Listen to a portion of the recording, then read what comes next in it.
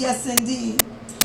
In the words of Chokwe Lumumba, he said, I only came to the movement because a king, and he was killed.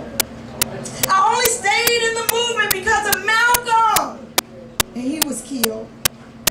And then I became a leader. See, we are the ones that we are waiting for. And he accepted that very, very early on in life.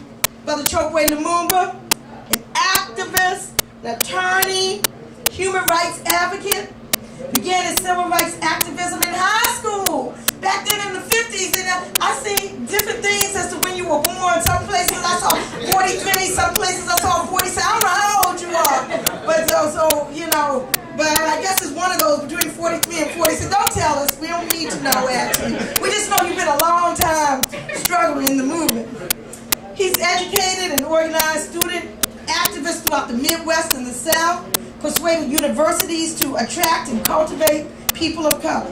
He's been on the front lines protecting African American communities.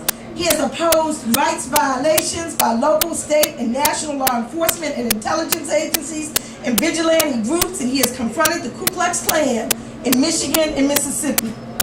He's played a leading role in many significant cases over the last 30 years, representing poor people and political activists and defending individuals and groups whose human rights have been violated. He has fought against the death penalty in general and against executions in particular. Chokwe has paid a very heavy price. Over the years, he and members of his family have been harassed, have been threatened, have been arrested for the role he has played in these struggles.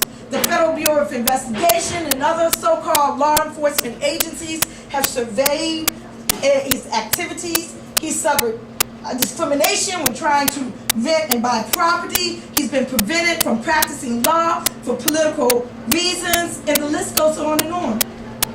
For those who may not know, the name he chose, Lumumba, we know comes from the Congolese nationalist and prime minister, Patrice Lumumba. And Chokwe, the name of an Angolan ethnic group. I first became knowledgeable about the Chokwe Lumumba when I was an undergrad student right across the street there at Howard University.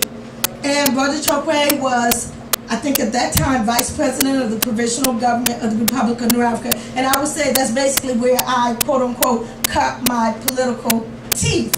Okay? And where he grounded me with principles that I've just never forgot to this day. The 13th Amendment, and Brother John Britton has just walked in, a star walk from Mississippi, way back in Brother Chokwe's past as well.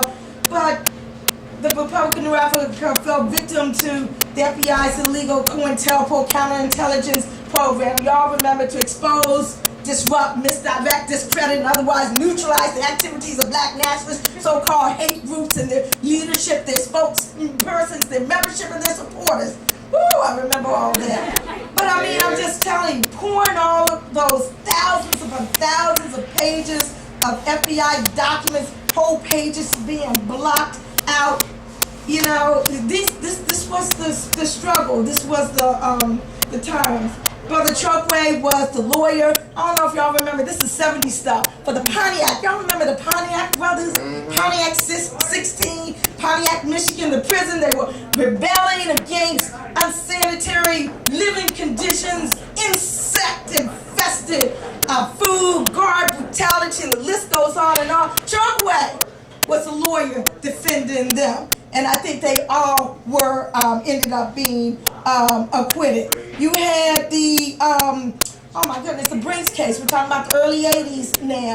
The Brinks case, for those, I know, Brother Imani, you remember, because we always out there, you know, struggling at that time. Brothers and sisters accused of expropriating, I get the word, right. Expropriation for $1.6 million from a Brinks truck in New York. Do you know that they tried to bar Brother Chokwe from representing his client, Fulani Sunni Ali, saying that they didn't agree with his ideology, they didn't agree with his values? Can you believe that?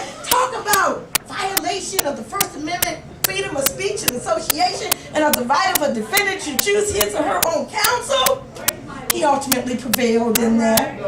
All the charges were dismissed against her and her husband, Bilal Sunni Ali, who used to play sax for Jill Scott-Heron. I mean, Chokwe, every single case.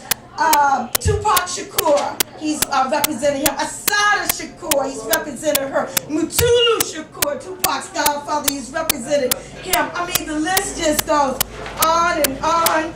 And I'm not going to go on and on too much. I just want to make sure. In terms, I haven't even covered anything you've done in Mississippi, so I hope you'll speak to that since you're running for city councilman back there. But I Googled him up just to find just a couple of things, and I got page after page after page, because this is his life. Okay? His life is the struggle. His life is the movement.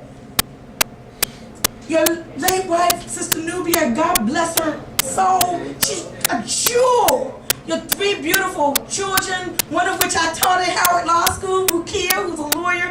Right now, I don't know if your son is still in law school or not. But I mean, the whole family. Stalwart strugglers for freedom. Chokwe currently, I do need to say, is the chair and co-founder of NAPO, the New African People's Organization. He is the co-founder and leader of the Malcolm X grassroots movement. He's been very active in the whole Hurricane Katrina efforts. I'm going to stop here. I'm going to just bring him up right now, give him a big hug. Brother Chokwe Lumumba.